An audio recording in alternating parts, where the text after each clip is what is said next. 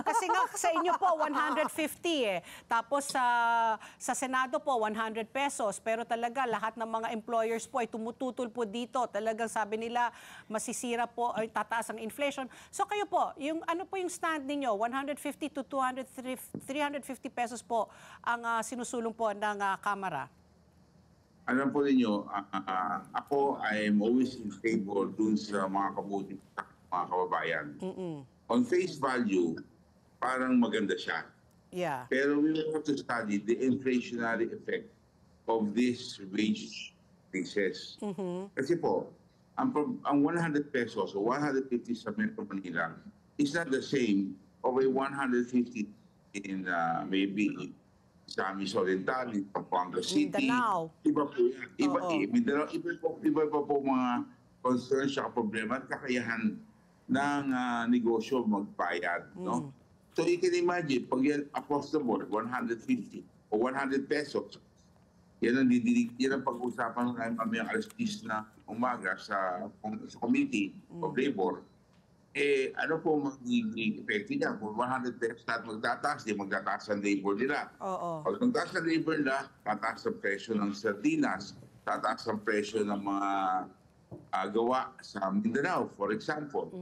So, pagpunta ho niyan sa mamamayan, di ganun din, parang kinain din yung 100 pesos nila. Hindi ba sa kung magbibigay 100 pesos, wala nang tataas.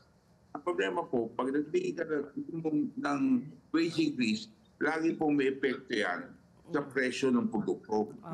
At yan ay baka mabaliwala yung increase na binigay. So yun ang dapat pag-aralan. Ano mo pinag-usapan mo ng Preliminaries Committee?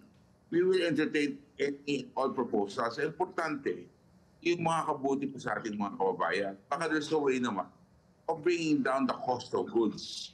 Di ba? If you bring down the cost of goods, ay parang mo na rin inakit yung sweldo nila kasi mas marami, yung buying power na lumakas.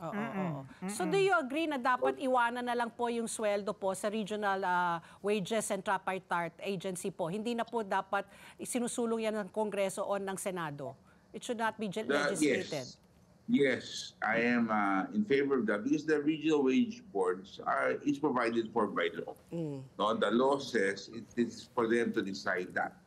Now, my question is, if we legislate wages, what happens now to them? Are we amending that law? Are we repealing that law? Are we revoking that law? Kasi kami na kung mag-decide sa pagkataas ng mga sweldo. And they have the wage boards, the regional wage boards, being a tripartite board, na kung saan andun ang mga negosyante, andun yung mga employees, andun ang mga manggagawa, andun ang dole, mas naintindihan na yung mga problema per region. Yes. No? Na iba ang problema sa isang region, baka kailangan ito mas mataas o kailangan mas mababa, kasi kaya naman, di ba? Kasi mura ang bilihin sa probinsya, while in Metro Manila at ibang mga highly urbanized cities, ay kailangan mas mataas. No? So, kailangan mo pag-aralan. Kasi ang 100 pesos, baka sa Metro Manila, kaya naman ng mga employers dyan. Paano po yung sa mga probinsya? Baka magsarahan na yung mga kumpanya, mas lalo nang nagka-problema, nawalan ng trabaho yung mga kababayan natin. Yan ho ang iniiwasan natin. Yung mawalan din ng trabaho, hindi na mabayaran. Kung hindi yung mawalan ng trabaho yung mga kababayan natin. Mas malala yun pag mawalan ng trabaho. Let's get together. Sunnet 25. Sunnet 25.